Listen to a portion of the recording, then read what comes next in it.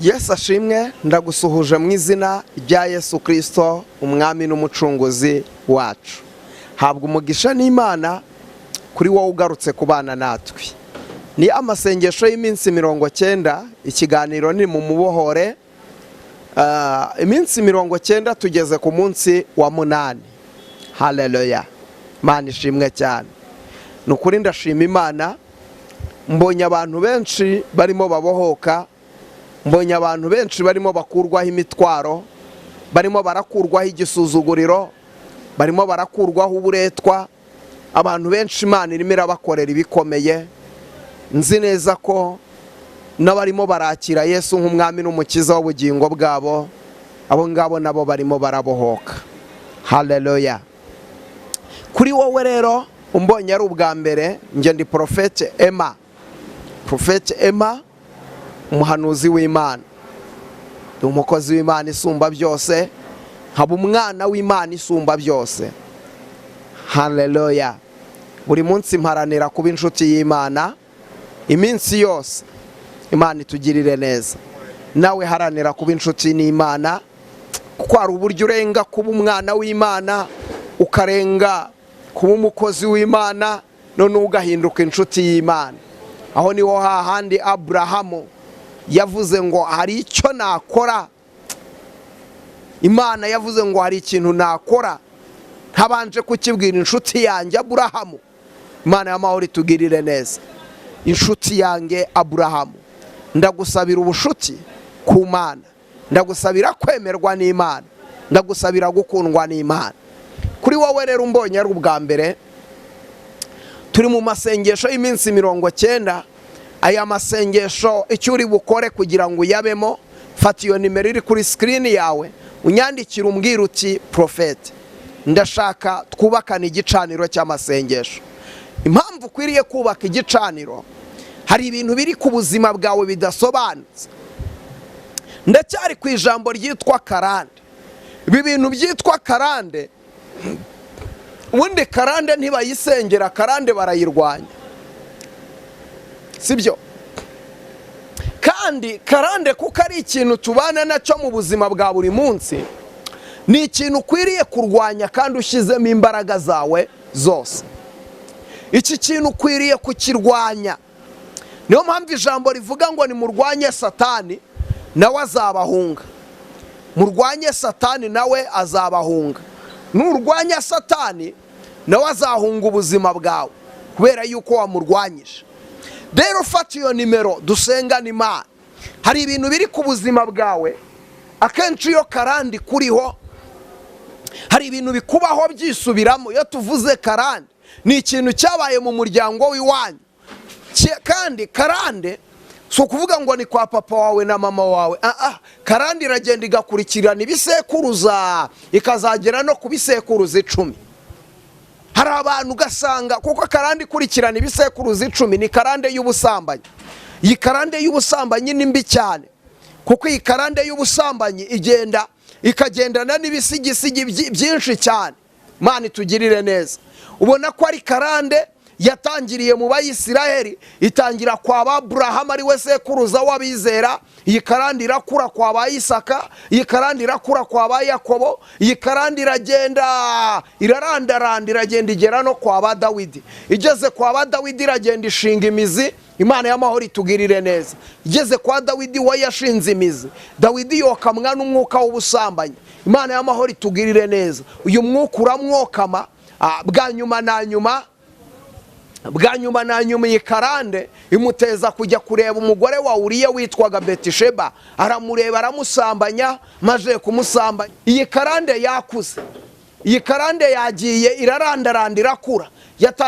Ubundi yatangiye ari ubusambanyi, biragenda birakura, none ihindutse ubwicanyi. Imana itugirire neza. Ukuvuga ngo asambanya muka Uriya, amaze gusambanya muka Uriya, arangije aramwica. Imana itugirire neza. Rero iyi karande irakura.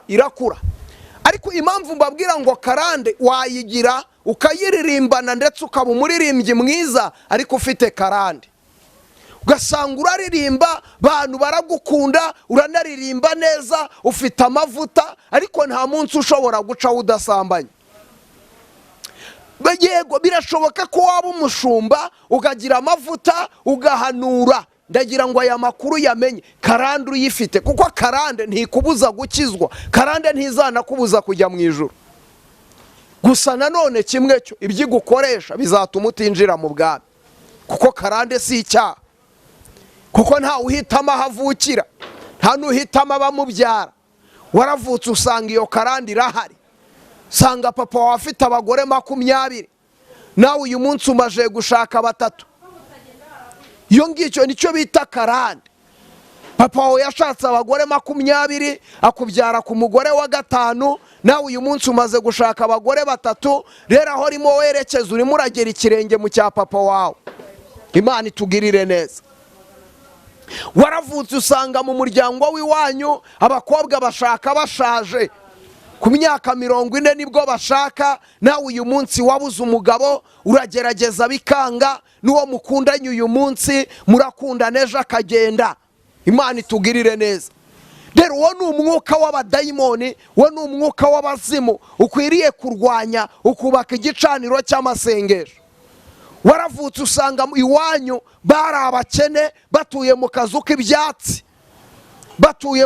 k'ibyatsi, papa wawe arinda apfa akiri muri ako kazu k'ibyatsi. Ubwo bukene buragukurikirana, niyo mpamvu uyu munsi ntacyo ukora ngo cyemere.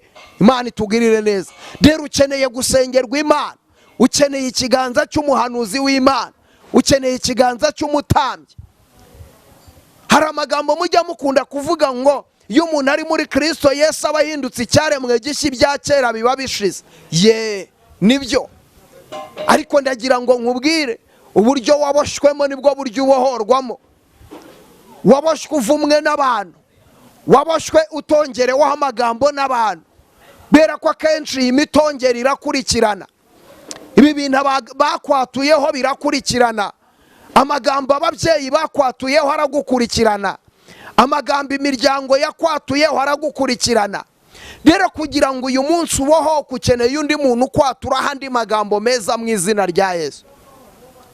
Yesu abohora ubugingo, abohora ubugingo. Imana itugirire neza. Ariko kugira ngo hano mu isi ubohoke, kuko ariho wabohewe, ukeneye umutambyi. Imana itugirire neza. Niyo mpamvu muri Mariko igice cya mbere ku murongo wa 40 uvuga ngo maze umubembe aramusanga aramubwira ngo databuja washaka wabasha kunkiza. Yesu arangije aramubwira ngo ndabishaka akira. Arangije ngo arambura ikiganza amukoraho, ariko arangije aramubwira ngo uramenye ntugire ubibwira. Imana y'amahoro itugirire neza, ntugire ubibwira. Imana y'amahoro itugirire neza. Impamvu yavuze ngo ntugire ubibwira, yaramubwiye ngo genda ubanze wiyereke umutambyi. Imana itugirire neza. Yesu nubwo yaramubohoye, ariko hari hakenewe ikiganza cy'umutambyi. Aramubwira ngo genda ubanze wiyereke umutambyi. Yesu ni we umubohoye, ariko aramwohereza aramubwira ngo genda wiyereke umutambyi. Kandi ntumwiyereke gutyo gusa, utange n'ituro ryo kwihumanura, bibabera ikimenyetso cy'uko ukiza. Imana itugirire neza. Hari ibintu byakuboshe uzizengurukaho. Hari ubuzima ubamo bukaba ubuzima bwo kwizengurukaho, wowe ukaba uzi kubayeho ariko ntabwo ubayeho. Ni ubuzima bw'intica n'ikize, ntupfuye ntunakize, uri hagati no hagati. Aho ni hahandi uhora ukora ibintu by'uburetwa nabyo bitagira icyo bikumarira. Satani ahora aguteza inyatsi zidashira. Urakora akazi uragafite, ariko kuri konte yawe nta n'igiceri kiriyo. Urakora umugisha urawufite, ariko ntiwabasha gusevinga n'ifaranga na rimwe. Kubera iki? Ujya guhembwa ufite ibibazo biruta umushahara wawe. Mbega ubuzima bwawe buhora, amateka y'ubuzima bwawe ahora yisubiramo. Uri mu buzima amateka ahora yisubiramo. Uyu munsi ugura televiziyo nshyashya, ejo ikaba yahiye. Uragura radiyo nshyashya, ejo ikaba yahiye. Mu mwaka abajura bakwiba inshuro utabara. Imana itugirire neza. Wari uzi ko iyo nayo ari umuvumo? Wari uzi ko nawo ari igisuzuguriro? Warwaye uburwayi warivuje, urarwara umutwe udakira, muri we hahoramo umunaniro, mbega hari ibintu abadayimoni bateza umuntu, imyuka mibi bakayimuteza, yarangiza nawe akavuga ati ariko se Mana ibi ni ibiki koko? Ariko ibyananiye abantu Yesu arabishobora, ibyananiye abaganga Yesu arabishobora, ibyananiye bimwe byananiye abantu Yesu arabishobora. Birashoboka yuko hari ibintu byakunaniye ariko Yesu arabishoboye. Hari ibintu byanze ku buzima bwawe ariko ndagira ngo nkubwire, hari Imana ishobora byose, hari Imana itananirwa. Ndashaka gusengana n'abantu, nyandikira dusengana Imana. Ibi bintu biri ku buzima bwawe, uyu mutwe udakira ukubaho, warivuje byaranze, amaguru yawe ahora kurya, ibintu biri ku buzima bwawe kandi ni ibintu biguhoraho. Ndashaka nsengane nawe. Urankurikiye uri mu Rwanda, urankurikiye uri Canada, urankurikiye uri Australia, uri muri Afurika ahantu hatandukanye, uri muri Amerika, ahantu urahari hose. Inshuti zanjye z'Abarundi ndabakunda cyane aho muherereye. Ibi bintu biri ku buzima bwawe, uhorana umwuka w'igisuzuguriro, umwuka uhora ugusubiza hasi, urakora ariko ntuzamuka, uragerageza gupanga mariage ariko ntibikunda, kandi ibyo byanze abandi barabishobora. Ndashaka dusengana Imana, uwo mwuka wo kunanirirwa aho abandi bashoboreye, uwo mwuka ukuveho mu izina rya Yesu. Rabini foshando wiribirify lita nini to prevenenia, uwo mwuka wo kunanirirwa aho abandi bashoboreye, umwuka wo guhombera aho abandi bacururiza bakahakirira, mu muryango w'iwanyu abandi bateye imbere ariko ni wewe wenyine uyu mwuka ukizingiyeho, bandi barazamutse ariko we byaranze. Uratwitinda yarengeje amezi, wakwiriye kubyarira amezi 9 ariko utwisinda imyaka 2, utwisinda imyaka 3, utwisinda imyaka 5. Cyo ni ibicaniro abarozi bakubakiye, ariko dufite Yesu Kristo umwami w'abami. Hari umumama nigeze nsengera aba mu gihugu cy'Ubuganda, namusengeye umumama yaratwisinda imyaka 5 yose. Iyi ndigeze ku mezi 3 barayizinze irabura pe, indi iragenda ijya ku mugongo. Ku mezi 3 yajyaga ku gipimo nk'abandi babyeyi, ariko nyuma y'amezi 3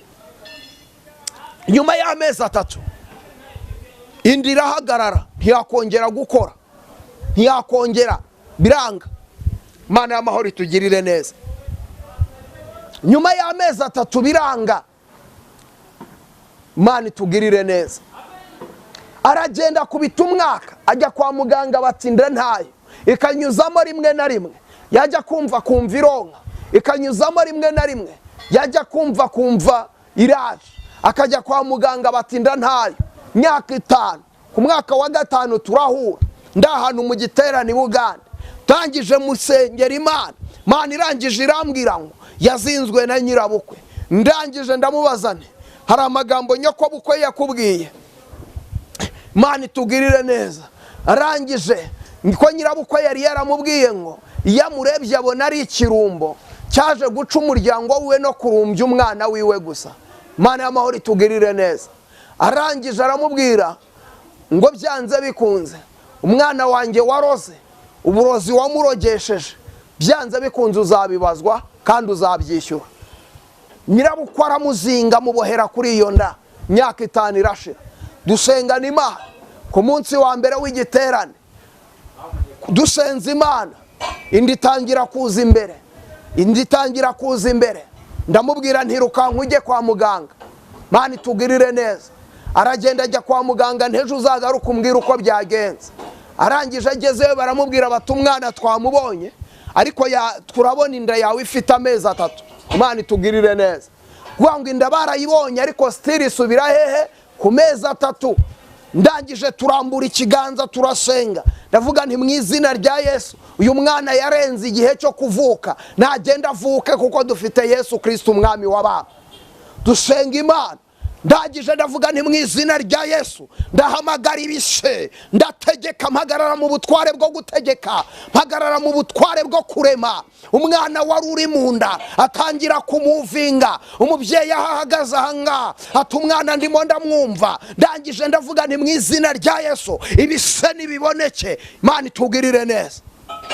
Mudamu dusengana Imana, Imana ibohora ubuzima bwe. Yavuye aho ngaho arataha asibira rimwe, kundi umunsi ukurikiye ajya kwa muganga, umwana baramubona arabyara. Imana itugirire neza. Urabyumva? Umwana umaze imyaka 5, ubwo ni ubuhamya. Cyo ni ibintu nabonye n'amaso yanjye. Umva nkubwire, nta muntu usenga akina, nta muntu usenga akina. Dufite ubutware bwo gutegeka inzoka na za skoropiyo, dufite ubutware bwo gutegeka abarozi bakatwumvira mu izina rya Yesu. Hari umurozi muturanye yakurogaga, wari ufite gahunda yo kumwimuka, ariko mu izina rya Yesu, in the name of Jesus, ndategeka mu izina rya Yesu, turohereza power, turohereza imbaraga, turohereza fire, turohereza amaraso ya Yesu. Haleluya! Aho kugira ngo umwimuke, wakwimuke mu izina rya Yesu Kristo. Jambo riravuga ngo ntabwo tuzaba imirizo, tuzaba imitwe, iteka tuzahora hejuru, kuko turi abana b'Imana. Turi abana b'Imana, turi abana b'Isumba byose, turi abanyamugisha, turi abatsinzi mu izina rya Yesu. Mukobwa umwe nsanga muri counseling, arangije arambwira ngo prophet, nakubonyeho amavuta y'Imana. Imana ishimwe cyane. Arangije arambwira ngo ndashaka unsengera Imana. Ni yego. Arangije arambwira ati mfite ibyifuzo 4, ariko ndakubwira 3, icya 4 ukihorere, Imana itugirire neza. Arambwira ngo icya 4 yabonye Imana cyarayinaniye. Haleluya! Ndamubaza nti icyo cya 4 ushaka ko nihorera aba ari cyo duheraho ahubwo. Icyo uvuga ko cyananiye Imana, nagira ngo dusenga bari Imana iheraho, umenye ko Imana yacu ishobora byose. Umva Imana yaravuze ngo icyubahiro cyanjye ntabwo nzagihundi. Cyangwa kubona abantu banyandikira muri comment ngo ho yabyihorere ngo Imana ngo yaratwibagiwe, Imana yaradutaye. Imana yarakwibagiwe ntago ari uko waba umeze. Imana iragukunda, ahubwo nuko utarasobanukirwa ubutware buri muri wowe. Oh haleluya! Waruzi ko uri umunyamugisha mama? Waruzi ko uri umutsinzi mama? Waruzi ko uzagera kure? Waruzi ko uzakomera? Wowe kiranukira Imana gusa, ntabyo uzi. Arangije arambwira ngo ngize imyaka 38, nategereje umugabo ndamubura, baraje barambenga, andondorera abasore bamaze kumubenga, sanga bagera muri 20 na bangahe. Imana itugirire neza. Ndangije ndamubwira ntumva nkubwire, igihe bakubengeye kirahagije, ngiye gutegeka mu izina rya Yesu. Ndangije muha ubuhamya bw'umukobwa nasengeye, twarasenganye agira imyaka 54, tureba twese tukabona ko bitazakunda. Hahandi n'Imana yanyuzagamo ijambo, nkibaza ntese Imana ibi bizanyurahe. Ariko ku myaka 54 atuye hari ikabuga, Imana yamuhaye umugabo, barakora ubukwe bwiza cyane. Imana y'amahoro itugirire neza. Benshi bari bazi ko atazabyara, ariko amaje gukora ubukwe, amara umwaka wa mbere atarabyara, umwaka wa 2 turasenga, ndambura ikiganza ndavuga nti mu izina rya Yesu, Mana wakoze icyatarashobokeraga abana b'abantu, nibingibi wabasha kubikora. Bibiliya ijambo ry'Imana ivuga ko wahaye Sara umwana amaze imyaka hafi 90, kandi icyo gihe ntiyajyaga mu mihango. Urabikora mu bumana bwawe, naha ngaha tereka mu mwana. Haleluya! Mana ishimwe. Barabyaye ubu ngubu bafite umwana. Nkubwira iki ndeke iki? Mubwira ukuboko kw'Imana yanjye uburyo kwangiriye neza. Ndamubwira nti ureba hano, nta byiringiro byo gutabarwa nari mfite. Ngiye ureba aha ngaha navukiye amezi 12. Ngiye uraha ngaha byari byarancanze, nari narazezengeye, nari narapfuye, ariko Imana iri mu gihugu cyo mu ijuru ingarurira ubuzima. Ngiye ureba aha ngaha nagiye mu bapfumu batabarika, ndabimusobanurira ndabimubwira. Arangije arambwira ngo ariko uzi ko bishoboka? Ndamubwira ntizera Imana yaremye ijuru n'isi. Ndangije ndahanura ndavuga ngo umwaka utaha nk'iki gihe uzaba ufite urugo rwawe, ibyo byifuzo bindi wumvaga ko yakora byigumanire. Nge ndashaka nkubwira iki Imana itakora. Imana itugirire neza. Ndasenga, ariko ndashima Imana ubu yamukoreye mariage afite urugo rwiza. Gusa uragira ngo nkubwire iki? None se nkubwira umuntu Imana yahagarikiye cyamunara? Nkubwira abantu Imana yahinduriye amateka? Imana itugirire neza. Ubayeho mu buzima bwambara ubukeye, ubayeho mu buzima bupfuye, ibyiringiro byarashize, iyo uryamye urota inzozi ziteye ubwoba, iyo uryamye urota ibintu bidasobanutse, ndashaka dusengana Imana. Mpamagara kuri iyo nimero iri kuri screen yawe, umbwira uti profete ndashaka dusengana Imana, ndashaka gufatana nawe amasengesho. Uwo mwuka ukubwira kuzapfa, uwo mwuka ukubwira ko byagucanze, uwo mwuka ukubwira ko ntaho uzagera, uwo mwuka tuwufate mpiri, uwo mwuka tuwufate matekwa mu izina rya Yesu. Amen. Data, mu izina rya Yesu, uri Imana ishobora byose, uri Imana y'imbaraga, urahambaye Jehova, uri umwami w'abami.